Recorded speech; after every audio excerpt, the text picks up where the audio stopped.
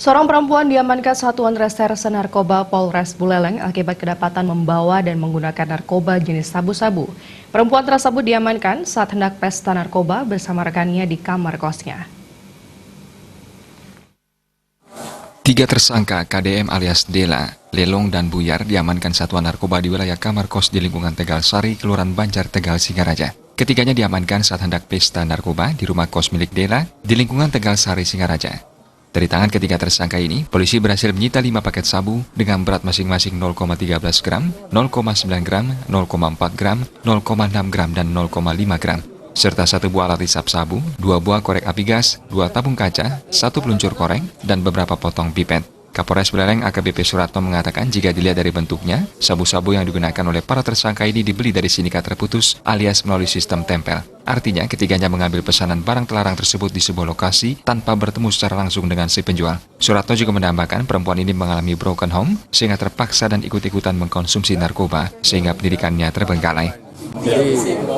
Jadi perhatian kita juga bersama bahwa kalangan generasi muda kita sekarang sudah gampang teracuni dengan narkoba. Ini salah satu buktinya kita bisa menangkap pelaku pesta sabu-sabu. Jadi hasil dari penyelidikan teman-teman narkoba kemudian ditindaklanjuti, kemudian bisa diikuti pelaku ini yang laki-laki ini, si inisial PA ini. Kemudian ternyata dia masuk ke sebuah kamar kos. Dan di kamar kos tersebut ternyata sudah menunggu 2 orang cewek, dan kemudian mereka seketika mau menggunakan sudah bisa kita tangkap oleh rekan-rekan narkoba.